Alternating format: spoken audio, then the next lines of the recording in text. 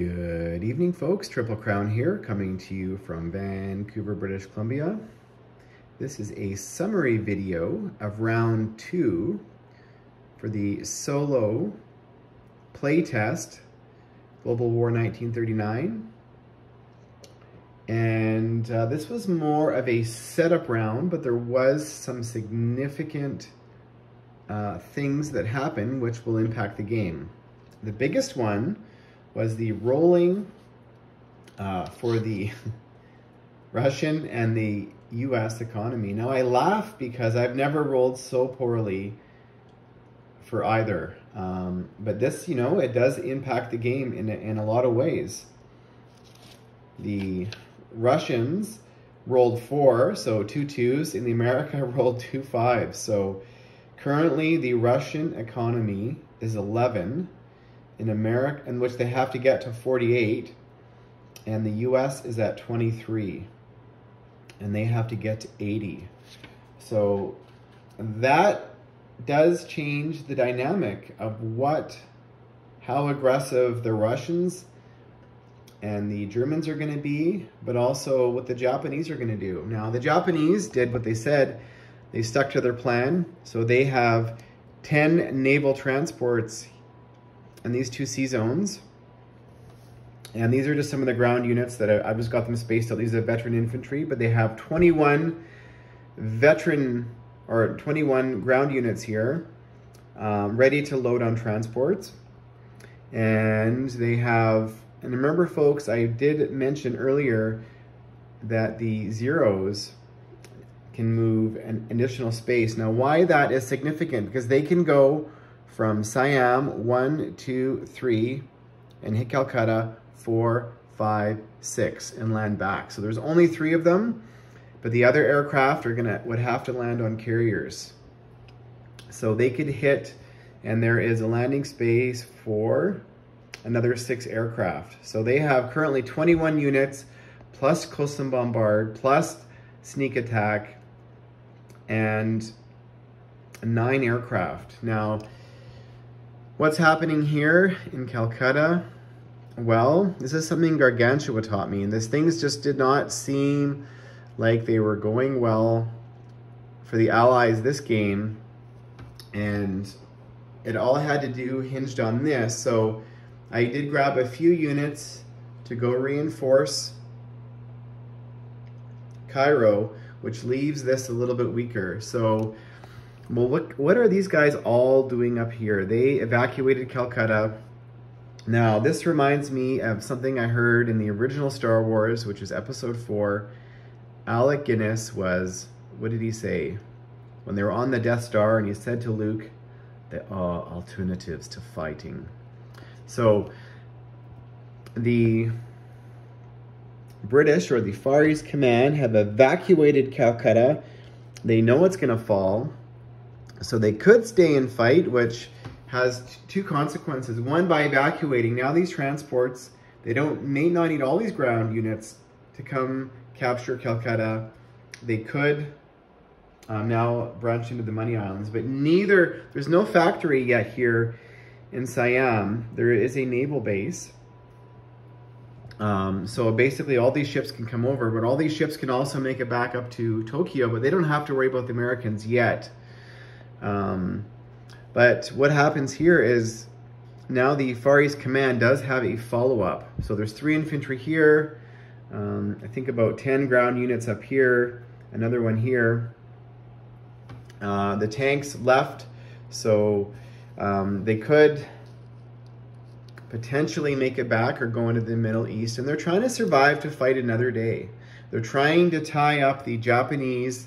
You know, is Japan only going to, you know, they're probably going to have to bring at least 14 or 15 ground units here to make sure they secure it. And now, are they going to have to chase these guys to kill them? Or what are they going to do? So that's kind of an interesting dynamic. So sometimes, folks, if the city you're trying to protect is going to fall, this could be a strategy you employ. Now, all the aircraft that were here, now Britain didn't build here this turn because they thought it was a waste of money. They, however, did transport 3 units and built 3 in Cairo. So now, at least for next round, Cairo is safe. Okay. We're going to talk about the dynamic of Cairo. So Italy did not have enough to capture it next round, so they retook a little bit of ping pong action for Syria. So the door for Syria into the Med opened and the Italians closed it again. They now have 5 units in Syria and another 4 units surrounding Cairo. In this territory here, they built a minor industrial complex and moved their military base one space over, so they're now able to produce 4 units in Africa. The British were very smart. They were very savvy. They moved 1 transport here. The guys that were here moved up so they can hop on the transport next turn and make it up. And they built a transport here and moved their 888 back. And South Africa built a unit. So they are able to get another 4 ground units up to Cairo next turn.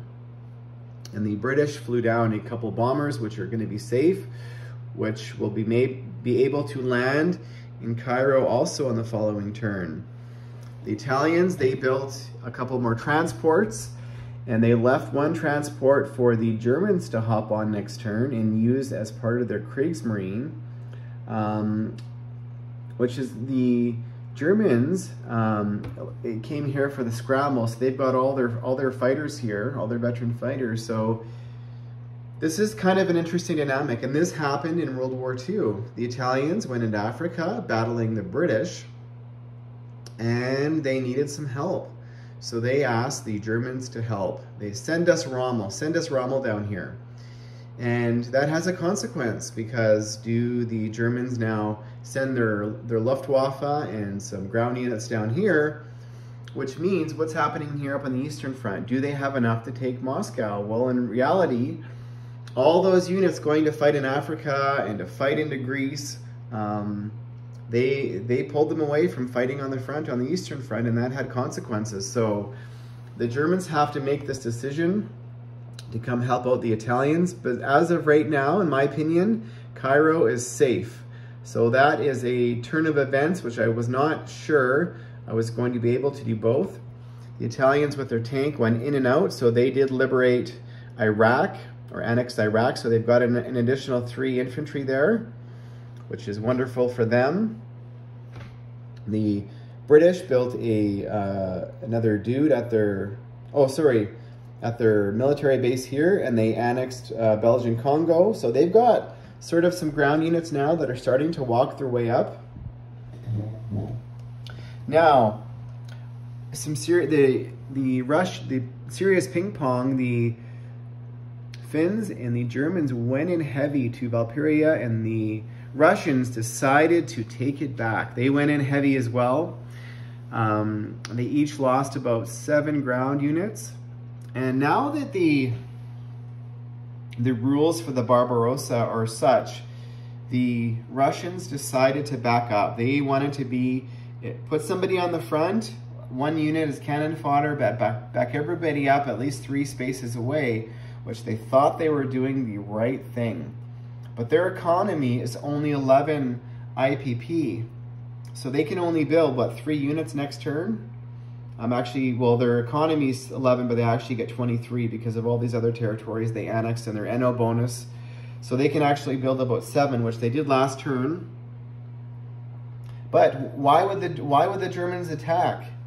They have a major factory here. They can build 10 units. They built a military base up here at at Torin, and they're going to be getting all their bonus guys here. They can, they built some fast movers in Berlin that can make their way across. So let's just wait 1 more round. And the Russians are now completely out of position. But had the Russians left their units, 2 spaces away or bulked up, the Germans definitely would have attacked. So if this is going to be a battle of attrition here along the Eastern Front, which it often is, currently the Germans have a significant advantage. The Germans also flew all their tactical bombers to the front, which can all move 2 spaces in. All their fighters are down here. Now, if you recall the last round 1 summary, I talked about how the tactical bombers can air blitz, first strike, first round of combat, no return fire, not subject to AAA. So these 5 tacticals here could still do some damage. And the Germans also built a couple of submarines. They put their air transport into position and their heavy train to, get as many guys as they can to the Eastern Front. They built a sub-pen, which is actually in Normandy. They also liberated the rest of, not liberated, but captured the rest of France. So these subs now can project into the Med. They move their battleship and cruiser over here into the sea zone to stop the Russians from trying to sink the German transport. They also sank the Russian destroyer, but the Russian fleet decided to evade over here. They came up here. They're going to try and link up, because what have the Allies done? Well,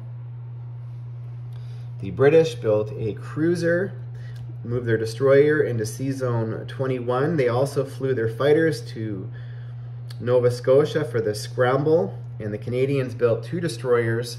So currently, in terms of naval dominance, the Allies have the advantage.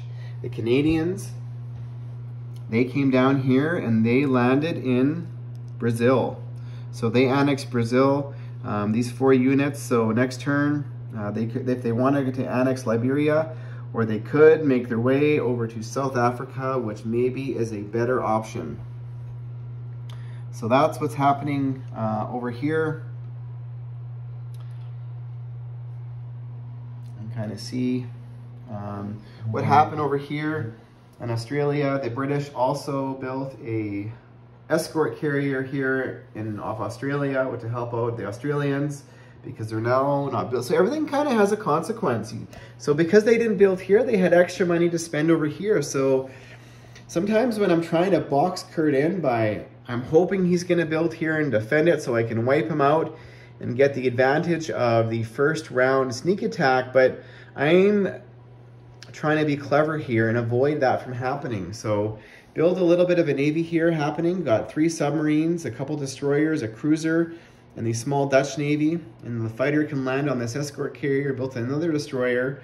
So, and the Americans trying to put a little bit of pressure on the Japanese to say, hey, look over your shoulder. They moved their entire navy here to Midway with 2 loaded transports and a bunch of fighters. They only had about, not a lot of money to spend. I think it was like $21. So they did lend lease another armor to the Chinese, and they built a transport. So they didn't really get to spend a lot, but the Chinese made full use, the KMT, of their armor, and of the fact the Japanese have basically left the continent of China. But however, these 2 Chinese or Japanese forces left behind in Yunnan did maximum casualty. They took out 2 cavalry and another infantry, and basically it came down to the light armor battling the lone left Japanese infantry and took it, but they inflicted casualties. However, the KMT has sprung up here into the Japanese territories, putting pressure on the Japanese, and this is their new Lend-Lease tank that they acquired because the Burma Road is still open. And the communist Chinese playing ping pong here with these Japanese territories, and they had success. So they moved all of their forces in to put pressure on the Japanese. The Japanese currently only have 1 guy left here and 1 veteran fighter to defend this territory, and 2 guys in Korea. The Russians now, they've got a couple tanks ready to spring in, and I think about another 8 infantry surrounding this 1 guy left. They did build a factory here, the Japanese, in Shanghai, but they only have 1 guy left. They only had the money to build a factory here, a naval base down here, and 2 more transports. So yeah, they're under fire. Like either this round or the round after, it is possible the entirety of the continent of Asia could be under Russian and CCP and KMT control. So very, very good for the Chinese. So that's the end of the summary. Probably strategy going into round 3 would be not to declare war on the Russians. Take advantage that they can only build a limited amount and take full advantage of the strong German economy and build as many units as they can and get them to the Eastern Front. Help out the Italians with the Luftwaffe coming down here and a couple of the German units. They're going to annex this Italian boat and come down and land somewhere. So they could land here or here with a Luftwaffe. So that'll be kind of interesting what the Germans do. And in closing there, we'll do another summary. I don't know if we need if you want me to record this battle, so I don't know if I'll do if there's any key battles. I will record them for you guys, but I think again, this is going to be another round of basically purchasing units and getting into position. So in saying that, folks, I just want to close here. It is the winter season. You know, we're all busy. We're all tired. We're working long hours. We've got lots of things happening, different holiday things happening. And sometimes, folks, less is more. You don't have to try and do everything and attend every party or have, you know, all these people over at your home. Sometimes a smaller group or just meeting a friend for a coffee or keeping things simple. Make sure you're catching up on your rest is more. So that's my message of the evening. So thanks for watching, folks, and stay tuned.